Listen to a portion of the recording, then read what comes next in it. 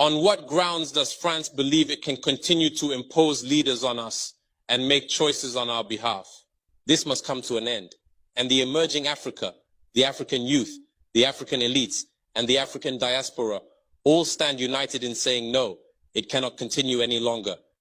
France's hypocrisy is evident and pervasive in daily life. Let's examine the cases of Mali and Chad as prime examples of this hypocrisy. In Chad, where the constitutional process has been interrupted, France applauded and its president visited to officially consecrate the new king's coronation ceremony. In Mali, where it is not the constitutional process that has been interrupted, but the transition process, France has condemned and even packed up its things to say that it is leaving Mali. That's hypocrisy. It's the double standard. It is the double language that France employs in its dealings with Africa. So like we all know, Senegal has a new president. He's one of the youngest elected leaders. In fact, he's the youngest elected leader in Africa, I think 42. And he is only second to Ibrahim Traoré, which is like, I think 38, 36, something like that. And everyone is so happy that Senegal was able to pull this through successfully without any problem, because people have suspected that Macky Sall might want to play some games. But I thank God for my brothers and sisters in Senegal for putting their feet on the ground, for telling Macky Sall that no way, enough is enough, that he cannot pull this one through. They won't allow it. They won't allow it. So I want us to watch this video I came across. I think it was done by, Samko, if I'm not mistaken, and where he spelled out the problem Africa is facing and how and who he thinks is the architect of the whole problem and what can be done to resolve this problem. So let's take a listen. It is high time for France to lift its knee off our neck and put an end to this unjust oppression. Centuries of misery, human trafficking, colonization, and neocolonization have caused immeasurable suffering. It's time to put an end to this cycle of oppression. It's high time for France to leave us alone. It's time for France to take a cue from its European neighbors and learn a valuable lesson in independence. Germany is the leading economic power in Europe, significantly surpassing France, which is ranked as the third or fourth largest economic power globally. Germany does not exploit any country, any colony. I can mention Italy, I can mention Spain, who had colonies before, but who do not exploit anyone, who do not interfere, who do not impose leaders in their former colonies. On what grounds does France believe it can continue to impose leaders on us and make choices on our behalf? This must come to an end. And the emerging Africa, the African youth, the African elites, and the African diaspora all stand united in saying no, it cannot continue any longer. France's hypocrisy is evident and pervasive in daily life. Let's examine the cases of Mali and Chad as prime examples of this hypocrisy. In Chad, where the constitutional process has been interrupted, France applauded and its president visited to officially consecrate the new king's coronation ceremony. In Mali, where it is not the constitutional process that has been interrupted, but the transition process, France has condemned and even packed up its things to say that it is leaving Mali. That's hypocrisy. It's the double standard. It is the double language that France employs in its dealings with Africa. During our questioning of Mr. Jean-Yves Le Drian regarding the situation in Ivory Coast and France's decision to allow a third term, he provided a clear explanation.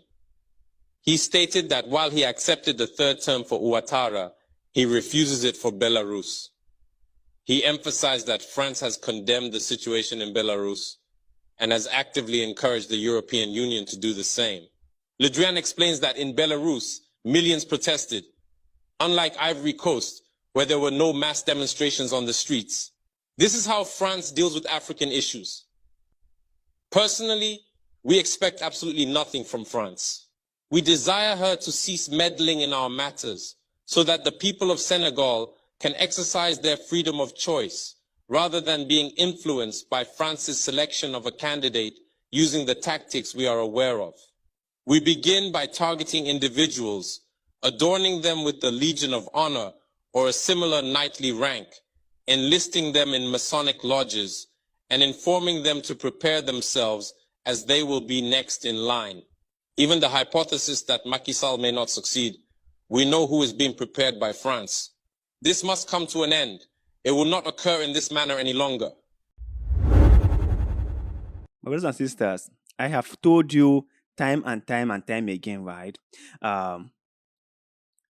We are happy that we are having these young leaders in Africa who are able to speak up their minds, right? Who are able to educate fellow Africans, who are able to let us see clearly what we are going through in Africa. It's just so heartbreaking to see the way France is puppet controlling Africa through our puppet African leaders, right? It's so heartbreaking to see it. You know, France will preach to us about democracy, about human rights, and then France will turn around and support authoritarian leaders in Africa because they are dancing to France's tune. France wouldn't care. We have leaders in Africa who have been there for donkey years, who have not done anything for their people, who have only stolen and destroyed the country. They are there 40 years, 30 years. And what has France done so far?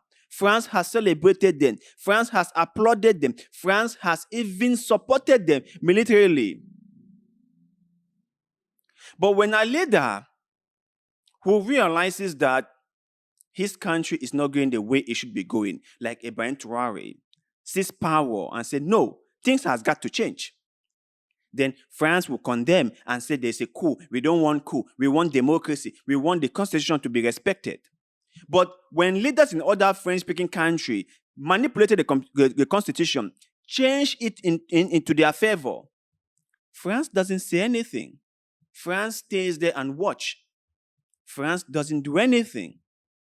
When the man in charge, Idris Deby, was there for 30 plus years, and his son, Mahamat Deby, took over, France did nothing. France said nothing.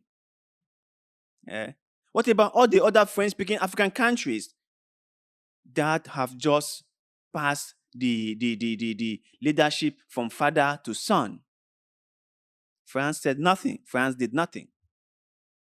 But when Mali said, enough is enough, Assimi Goïta said, no, we have to turn things around, France said, no way, you guys must hand power back to elected officials. That's the hypocrisy that the speaker in this video is talking about. And France is king at playing games like this.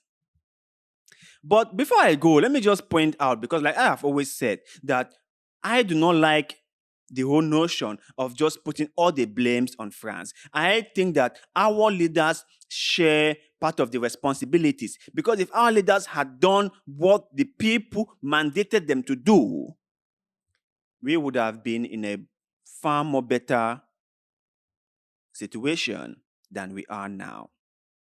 If our leaders did not chicken out to France, if our leaders did not put their own selfish interests ahead of that of the people, our stories would have been totally different from what we are telling now. But because our leaders are too chicken-minded, our leaders are selfish, they are greedy, they are wicked, they will rather sell out the country, sell out the entire people, sell out our future, sell out our development, just so they can stay in power and embezzle as much money as they can.